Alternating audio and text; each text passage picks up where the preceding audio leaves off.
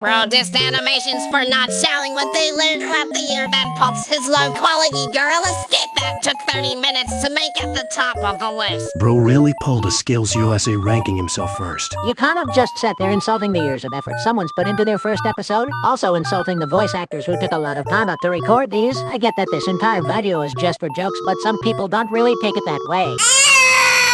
I got them so good. The 2022 iteration of Adcomm Night premiered last month, and this is the last entry in the franchise I could participate in due to my graduation. So as a way of saying goodbye, I will rank all 18 shorts in Adcomm Night 2022 from worst to best.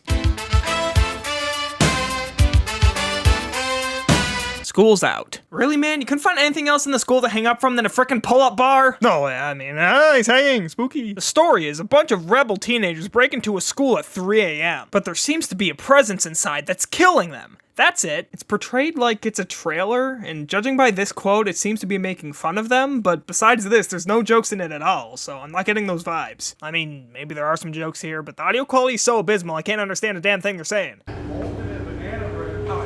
is that? The only positive I can think of is at least they remember to charge the camera before recording. I mean, imagine the cameraman showed up and he was like, "Dang it, I forgot to charge the batteries." That would really suck. Great job on his part for remembering.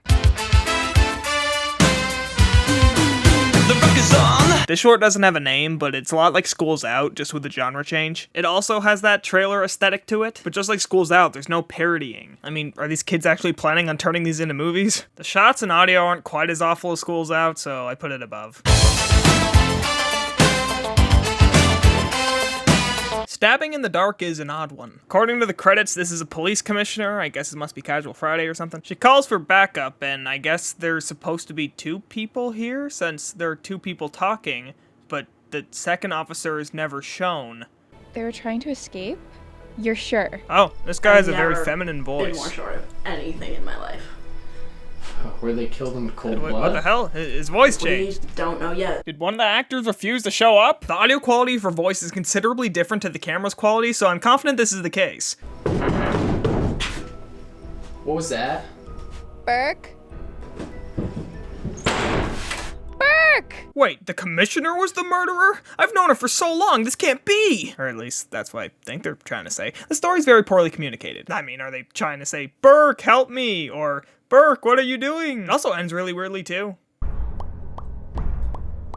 He is a very handsome man. Huh? Sumo Remastered is not what it sounds like. It is not a remaster to Sumo Rock, it is a sequel, you buffoon! It takes place right after Sumo Rock, anyway it's entirely unnecessary since the whole movie is just, "Wow, I can't believe we beat up those jerks. Hey, wanna hear the story on how I became a sumo?" It all started in Boomer High in 1969. I was just an ordinary, nervous trainee teacher. First day on the job. Then why do you have the sumo body? Jace looked like your normal everyday skinny kid until he embraced his inner sumo and then got the sumo body. Why do you already have the sumo body, Sumo Rock? He then explains how he had to save the hippo he fell in love with from a Pikachu, all while forgetting the original thing he was trying to say. He never mentions how he became a sumo! The whole short is Sumo Rock explaining to someone how he became Sumo Rock and they couldn't even do that right! I guess we're supposed to assume that after you win your first battle, you automatically become a sumo, but he never says that. But hey, that's all okay, there's a San Andreas reference. This one doesn't have a name either. The story is a student asks a teacher for a spare notebook. She wanted the notebook for the sole reason of writing, "Today sucks, math sucks, everything sucks. I wish Mrs. T would stop giving us so much work." But then the strangest thing happens. Alright everyone, I've been thinking with how well you've all been performing, I've decided to give you the remainder of class to yourselves. The protagonist doesn't seem to be weirded out at all about this. They could have added some reaction shots to better communicate that she didn't know this would happen, because frankly I have no idea whether she knew this all along or not. She almost immediately writes more in the notebook to get the teacher to do it. Oh, and speaking of the teacher, it's painfully obvious the actor doesn't want to be here. The protagonist writes in her notebook, "Mrs. T will act like a monkey," and then this happens. Miss T, are you alright? No way, T's gone bananas. Ooh, ah. See, it's not that hard. Why did you agree to be in a short where you have to act like a monkey if you don't want to act like a monkey and you're just gonna force them to edit in monkey sound effects later? I mean, at least move your mouth to give the illusion that you're making the noises. She then writes Mrs. T will act like a cat, but the actor was all like, "No, I'm not gonna act like a cat, I'm just gonna do the motion of cleaning myself without actually licking my hand." A student eventually figures out that she's the one that's doing this, and I guess this makes her angry that she got found out, so she rips the page, and then the book is no longer magical, I guess. I guess it was only that single page? That's it. Detention for all of you. What? Why? Did she know she was being controlled? If that's the case, then why'd she give the notebook to her if she knows she can be controlled with it? I don't know who knows about the notebook's magic and who doesn't. Honestly, I don't think the writer does either. While There's Still Time, written by a Euphoria fan. A girl named Ashley breaks into her mom's house to steal some money to buy some drugs. But Heather's mom ain't happy about that. She locks the door now. But that doesn't stop Ashley to keep banging on the door until she gets more money. You know I wouldn't be asking if I didn't have to. And you know I can't help you. You don't understand. I do understand. Understand my situation, Ashley. I can't give you money and trust that you'll help yourself. Oh, shut up! Very riveting stuff. She breaks in again and they end up exchanging some very well sneaked in exposition. This is not okay. This isn't okay, Mom? Maybe it was okay to let Dad do all those things to me. You should have helped instead of just standing by and watching it happen and trying to fix all the broken pieces now. Who says she's trying to fix all the broken pieces? She just stays in her house minding her own business and you keep trying to steal from her. And yet all I want to do is walk out that door and never come back. Then why do you keep coming back? The short fades out on this final verdict. She needs to change something. You need to change something. Yeah, I guess so. If you really want to go somewhere in your career, pitch this idea to Netflix. They'll eat this stuff up. Holy Land. That's Tomorrowland. Roadkill is a short that lacks killing, but it does have roads. The story is F-word guy pulls over to help a guy with his car that broke down. But the twist that you never saw coming is that the guy that he helps with his car is creepy. Or at least that's what the short thinks this guy is, according to the music. He pops open the hood and comes to the realization that he doesn't feel like helping him. But wait, where did he go? Oh well, let's skedaddle. But I guess he forgot to keep his eyes open as he was starting his car because the creepy guy was in the backseat the whole time. There's absolutely nothing to take away from this, but at least there isn't any plot holes, assuming that F-word guy's legally blind. Damn Good Thieves. A man who goes by the name of Mr. Blue runs through the mission objectives to rob a fashion store with his thugs. But one of his boys didn't listen to his request to rob the store politely because he brought a gun and shot the cashier. Off screen, of course, because you can't show guns in Adcomm, except this one. And this one. Agent 68 makes an appearance in the end, and he receives a mission to take down Mr. Blue and his thugs. I've been looking at both characters side by side, and I think they could be doppelgangers. This fight scene could be interesting. Who would actually make this? Well, you, apparently. Norway noir. The story is a serial killer sears a rodent-like branding into hundreds of people he kills, and he's known to frequent one place. This place, somehow. Who knows this and who's spreading the information?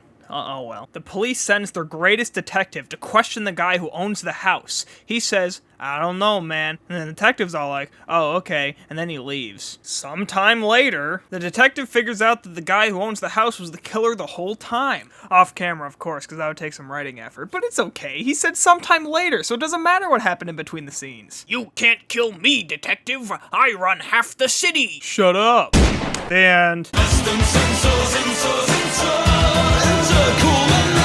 Infatuation, situation, constipation, fornication. The story is an alien couple have to dress up and pretend to be humans for a top secret alien mission. And they do a pretty bad job at it. This is just coneheads. Benica even pointed out the similarities before we even started working on the first draft of the script, but she doesn't care, damn it. She's gonna fulfill her dream. I can't with a good conscience put it any higher. I mean, if you have to rip something off, does it have to be a frickin' SNL skit? Nightman. A man's brother gets murdered by criminals, and this gets him so angry that he goes on a murderous rampage. Becomes a superhero. I need a name. Oh, you have one, it's Nathan. What about the Punisher? No, I need something original. Whatever, man. I'm gonna take a nap. Nightman. Well, that's it. What? Nightman. That's more original because I haven't heard of it. Then they construct a badass suit, but damn it, I forgot! Where am I gonna find criminals? I think I can help with that. This girl I talked to in class says that her cousin's into contrabands. You should fucking kill him. Hey, you should be my computer guy. Okay. Nightman travels to the destination given to him by Computer Guy, and we get a fight scene that's Better than boom goes the dynamite. There's a flip. And there appears to be someone behind this car trying to stop the fight by splashing chum on them. I think the idea was to have the thug be closer to the car. They learned from their mistake though. Almost immediately after, they switched from last minute practical effects to last minute special effects. Hollywood, take notes! Oh wait, they already did. You got Rockefeller, got Kennedy, got James Bond, got the Muhammad Ali. Principal auditions. The story is the principal, who is played by the actual ex-principal of the school, is retiring, so he needs a replacement. So let's host some principal auditions. But the only problem is they're all terrible. There's a woman obsessed with rocks, there's a cheerleader, there's a filthy conservative. Hi, I'm Brody Rice. I want to be the next principal like my idol Donald Trump. Next! There's a skateboarder, there's a 3-year-old pop culture reference, there's a guy that's not centered on the camera. Anyway, there is no camera, it's just these guys. This part kind of confused me. There's a group of girls that all want to enforce everyone to wear pink. Like, God, that's the girly color, ew! Are those our options? It's anarchy out there! And then an anonymous figure shows up, who is played by the actual replacement principal of the school. He immediately gets hired because he's the lesser of all the evils. It was just chaotic out there. You're hired! So, it's good to know. According to the Adcomm short, the new principal of the school only got hired because he was good enough. Okay, let's be fair. I'm pretty sure this wasn't the message they were trying to convey, but it kind of seems that way. I got the beam and got the jumper jet flash. I Beverly Cops, I got the brand new crash. This one doesn't have a name either, but it's almost 10 minutes. Jesus Christ. I was actually really into this one at first. It starts with a family-friendly educational section about the animals you'll find in Maine, but then it quickly goes downhill from there with glitchy visuals and such. Kind of generic, but the music, along with the audience not constantly laughing, was great for the atmosphere. It then moves on to found footage of some dude recording a mysterious disappearance of trees. He then hears a ghastly voice in the distance. He gets spooked and hides. It then cuts out. It doesn't show anything, but my hope was still there that they would eventually show this creature. I mean, they did make this, and they could have figured something out. It moves on to a more traditionally filmed section with various characters and whatnot. They're camping in the same woods that the found footage took place. One of them even finds the camera, but no body. Let's see what's on it. And it turns out that the voice that we heard earlier comes from what's known as the Greater Presence. It then shows a stolen picture of the fucking rake from Google Images. This was the only time in the whole Adcomm presentation that I laughed, and I was the only one to laugh in the theater. I guess this says something about my sense of humor. It was at this point where I knew they weren't actually going to show anything by the end, and I don't think I need to explain why. The tape tells her that the Greater Presence hates electronics and will destroy them with all means necessary, which is kind of odd. I mean, why does the camera say this? Did the Greater Presence edit this video and put it on the camera as a warning? Well, she doesn't heed that warning because she brings the camera back to her friends, and as you know, cameras are electronics. So of course, the Greater Presence kills them all off camera because that would require money for CGI or a costume. And it looks very lame. Pete! Damn, no!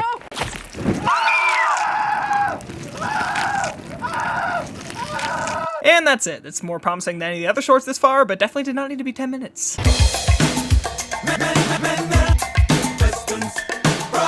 The cartridge. A young man buys an NES cartridge with no label at the local pawn shop. He immediately gets hooked, and over time it turns into a full-on obsession. He just keeps playing the game throughout the whole night until he beats it. And when he does, it gives him 2 options: to forget or transcend. He chooses the latter because why would he want to forget such a classic? Big mistakey from McSpanky, because transcending requires him and the cartridge to become one. That would have been nice to know beforehand, I think. Are you ready? Say ah.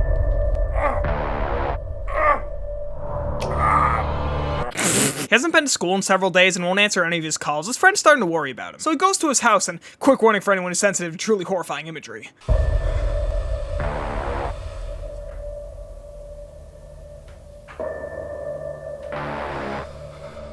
What the? So that's the cartridge. There's not much wrong with it, but there's not really much right with it either. However, a group of people started laughing when the end credits said SFX. Why? Did they think it said sex? And even if that was the case, are you fucking 12?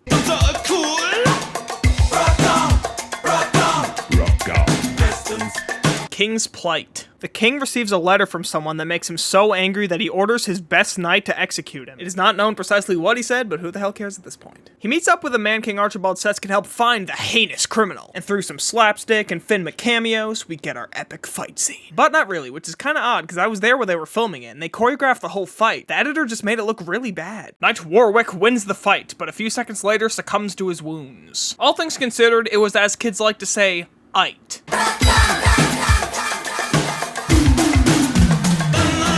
Turing test. The first super intelligence has been created for the sole purpose of manipulating people to not open this box. But his intelligence has grown over time, and now he has thirst for blood. However, he can't just kill people because that's against his code. So his plan is to use his manipulation tactics to get this guy to insert a USB stick that has the directions to build an update to his operating system. The update makes him speak more freely, but it also makes him turn red, so you know it's evil. I'm just wondering who made this USB stick. Was it the original creator? Did he have nothing better to do, or was it the computer? I guess making a USB stick that teaches you how to go against his code isn't against his code? Now that's what I call a loophole. So now that he's red, he takes his manipulation further. He has the protagonist completely remove the restrictions that was put on him. And now that he's free to do whatever he wants, he terminates everyone in the building. Aw, look at how happy he is. So overall, it's pretty solid for an Adcomm short. Everything from the dialogue to the effects, it feels like actual effort was put into this. They should have just had the computer tell him how to make the update and not have it on a USB stick. I think that would have made more sense.